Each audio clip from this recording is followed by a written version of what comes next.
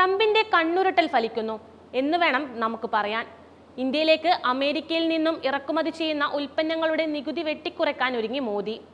അമേരിക്കയിൽ നിന്നും ഇറക്കുമതി ചെയ്യുന്ന പകുതിയോളം ഉൽപ്പന്നങ്ങൾക്കുള്ള നികുതി വെട്ടിക്കുറക്കാൻ ഇന്ത്യ തയ്യാറാണെന്ന തരത്തിലാണ് റിപ്പോർട്ട് വരുന്നത്. പ്രധാനമന്ത്രി നേരിട്ട് കണ്ടുപോലും തന്റെ തീരുമാനങ്ങളിൽ നിന്നും മാറാത്ത ട്രംപിന് മുന്നിൽ കേന്ദ്ര സർക്കാർ മുട്ടുമടക്കി എന്നത് ഇതിലൂടെ വ്യക്തമാവുന്ന കാര്യമാണ്.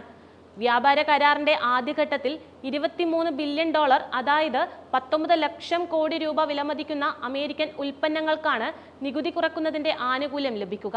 അമേരിക്കയും ഇന്ത്യയുമായുള്ള പരസ്പര താരിഫുകൾ $66 ബില്യൺ മൂല്യമുള്ള മൊത്തം കയറ്റുമതിയുടെ 87% ബാധിക്കുമെന്നാണ് ആഭ്യന്തര വിശകലനമെന്ന് ദേശീയ മാധ്യമങ്ങൾ റിപ്പോർട്ട് ചെയ്യുന്നുണ്ട്. $23 ബില്യൺ കൂടുതൽ വിലമതിക്കുന്ന ഇറക്കുമതി ഉൽപ്പന്നങ്ങൾക്ക് തീരുവ ഗണ്യമായി കുറക്കാനോ അല്ലെങ്കിൽ ചിലത് പൂർണ്ണമായി നിർത്തലാക്കാനോ ആണ് ഇന്ത്യയുടെ തീരുമാനമെന്നും റിപ്പോർട്ടുണ്ട്. പരസ്പര താരിഫുകൾ ചുമത്തുന്നതിന് ഏപ്രിൽ 2 വരെയാണ് ട്രംപ് സമയം അനുവദിച്ചിരിക്കുന്നത്.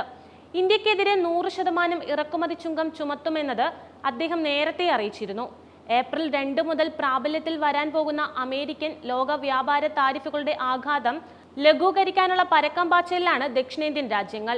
ഏപ്രിൽ 1 ലോക വിഡ്ഢി ദിനമായതിനാൽ ഏപ്രിൽ 2 മുതൽ താരിഫ് ഏർപ്പെടുത്താൻ തീരുമാനിച്ചെന്ന് ട്രംപ് ഇതിനോടകം വ്യക്തമാക്കി കഴിഞ്ഞു.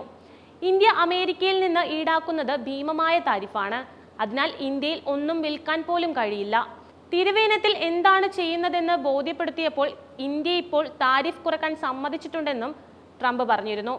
അതേസമയം ഡിജിറ്റൽ പരസ്യ സേവനങ്ങൾക്കുള്ള 6% തുല്യതാ ലെവി ഒഴിവാക്കാനും ഇന്ത്യ നീക്കം നടത്തുന്നുണ്ട്. ഇത് പ്രധാനമായും ഗൂഗിൾ, മെറ്റ, ആമസോൺ തുടങ്ങിയ പ്രധാന US ടെക് സ്ഥാപനങ്ങളെയും ബാധിക്കും. ലോക്സഭ പാസാക്കിയതും രാജ്യസഭയുടെ അംഗീകാരത്തിനായി കാത്തിരിക്കുന്നതുമായ 2025 ധനകാര്യ ബിൽ ഭേദഗതികളുടെ ഭാഗമാണ് ഇത്. ഏപ്രിൽ 1 ഇത് നിലവിൽ വന്നേക്കും.